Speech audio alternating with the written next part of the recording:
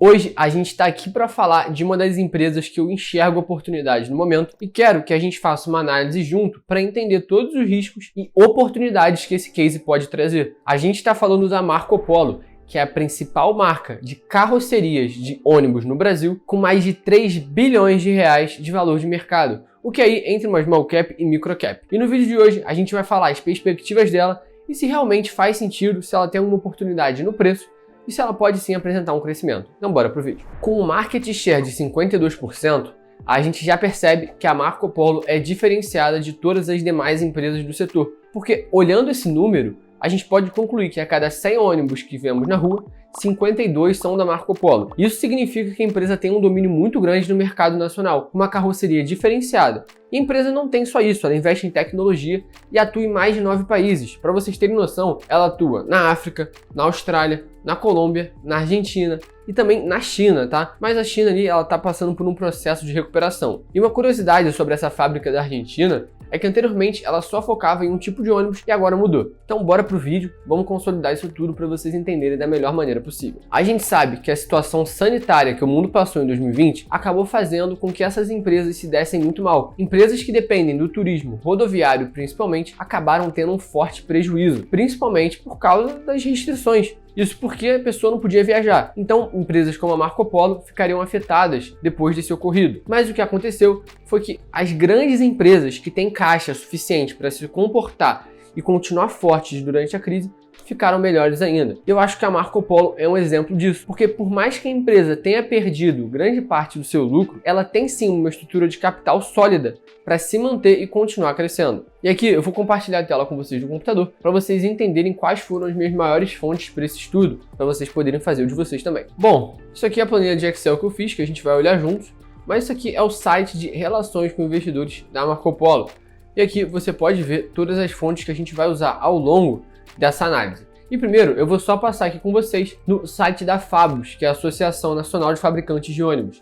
E eu peguei aqui desde 2010 até 2021 para a gente ter uma noção. As principais marcas são Marco Polo, Comil, Caio, Neobus e Mascarello, tá? São essas que se mantêm até hoje, no ano de 2021. E cara, se você for dar uma olhada, você vai ver que em quase todos os anos, a Marco Polo foi a que produziu mais ônibus, tá? Passando aqui rápido, porque o objetivo não é isso, mas é só para vocês terem essa noção geral.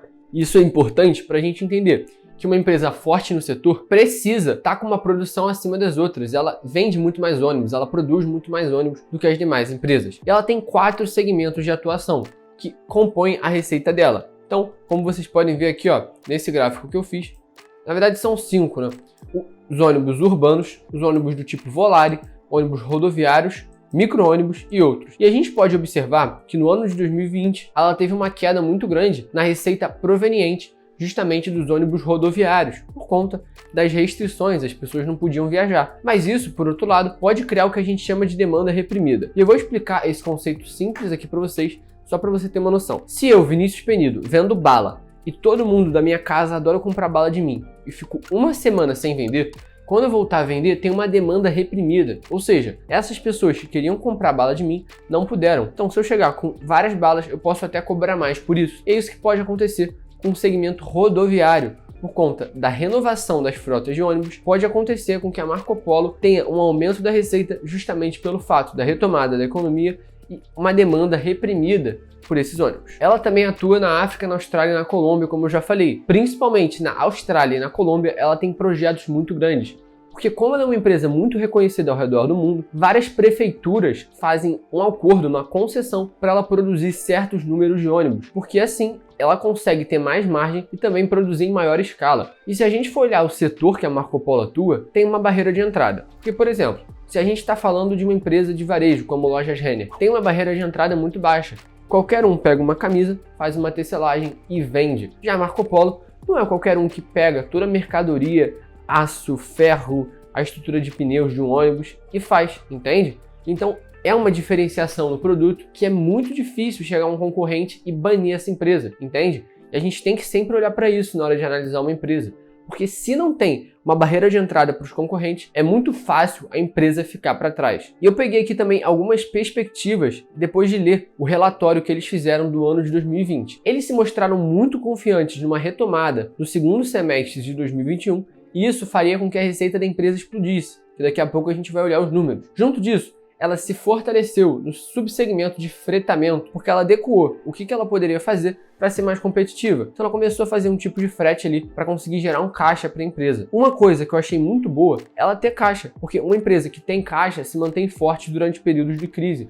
Então pode vir uma variante, pode vir alguma coisa e frustrar as expectativas do mercado, mas uma empresa forte como essa tem como se manter resiliente diante de um cenário de caos. O mercado de micro-ônibus foi outro que teve a sua demanda reprimida, justamente por conta das escolas terem fechado por um bom tempo, e até hoje ainda tem algumas restrições na data que eu gravo esse vídeo. Então, uma retomada por completo das escolas faria com que a demanda por micro-ônibus aumentasse, e isso também daria um boost na receita da empresa. Na Argentina, por incrível que pareça, a empresa está muito bem. Ela tem um cenário muito positivo, porque antes a fábrica de lá só focava em ônibus rodoviários, e provavelmente por um cenário de caos, ela teve que passar a produzir ônibus urbanos. Isso foi muito positivo e fez a receita da empresa crescer em 273 vezes lá na Argentina. E com esse cenário positivo na Argentina, a empresa também teve que arcar com alguns custos perigosos aqui no Brasil, que num cenário de pandemia, de caos, sem previsibilidade, ela foi obrigada a demitir alguns funcionários. Mas eu não acho isso ruim, sinceramente, porque ela acaba limpando uma parte da empresa que é mais ineficiente. Por mais que a gente não queira que tenha que demitir funcionários, pode ser bom, porque a empresa está enxugando o quadro de gastos para depois retomar mais forte, tá? E se você for olhar os números, que é o que a gente vai fazer agora, você vai enxergar isso também. Então agora, eu peguei as demonstrações financeiras da empresa. Claro, a gente não vai ficar olhando um por um, até porque se você é um iniciante, sua cabeça deve estar explodindo agora. Que isso aqui é sim complexo, mas você não precisa dominar nada disso agora, tá? Fica tranquilo que eu vou te ajudar. Isso aqui é a demonstração financeira da empresa que ela bota publicamente no mercado. A única coisa que eu fiz foi jogar pro Excel porque eu consigo entender melhor assim. E aqui a gente tem alguns números. Eu vou dar o foco aqui nas margens, tá? A margem bruta da empresa se manteve aí no mesmo patamar desde 2017, enquanto a margem operacional teve uma queda aí de mais da metade. O que mostrou que a empresa teve que perder um pouco da margem dela, principalmente por conta da pandemia. De novo, estava ali nos 7%, estava até crescendo. Por isso que eu acredito que em uma eventual retomada, a empresa consegue sim melhorar seus números, até porque as empresas mais fracas ficaram piores ainda. Então, uma crise, ela é boa para o cara que é grande. Uma crise não é uma coisa negativa para a empresa que domina o mercado. Ela é negativa para o cara que é pequeno, que não tem caixa, entende? Essa é a minha visão. Eu acredito que os números deixam isso bem claros pra gente, tá? E que os números de retorno da empresa também caíram bastante. Então a gente está falando de um case onde tem os números bem defasados justamente por conta do cenário pandêmico, tá?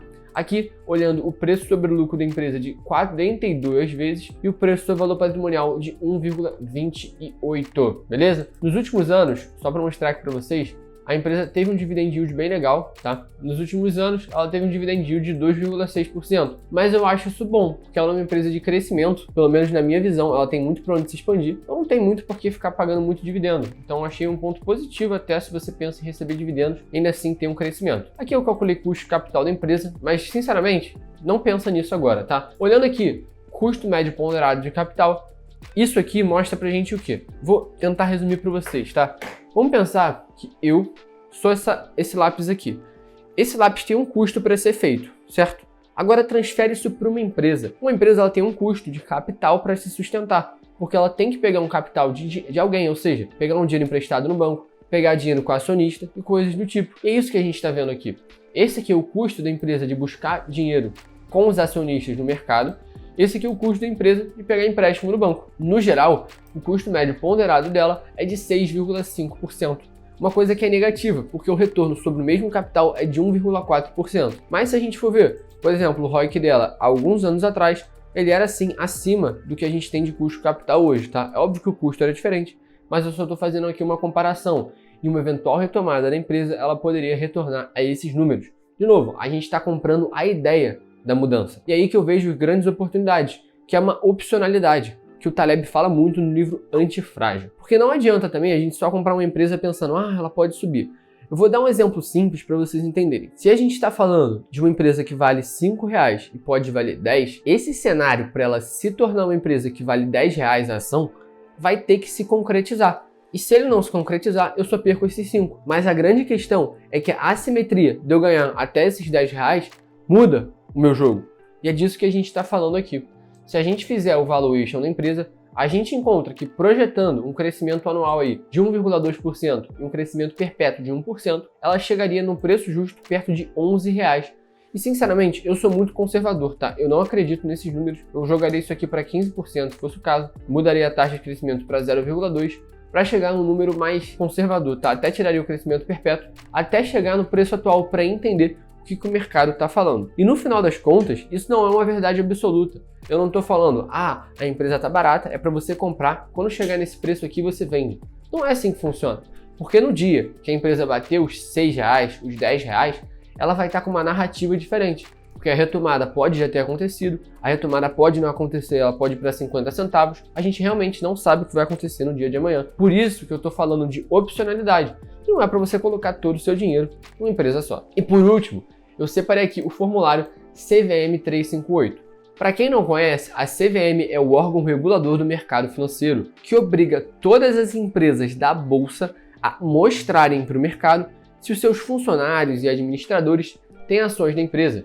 No caso da Marco Polo, a gente pode ver aqui que eles têm cerca de 7 milhões de ações da empresa, e isso mostra o skin in the game que a gente chama, que é o cara botar a pele dele na reta. Porque se ele coloca o dinheiro dele na empresa que trabalha, acredita muito nos fundamentos daquilo e realmente enxerga o potencial. Porque pensa só, se você trabalha numa empresa e não quer ser sócio dela, provavelmente tem uma coisa muito errada aí, você não vê potencial. E no vídeo de hoje, essa foi a perspectiva.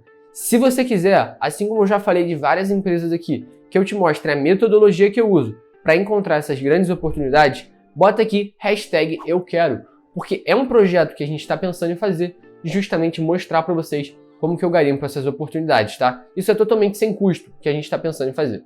Tamo junto, só o começo, até o próximo vídeo. Fui!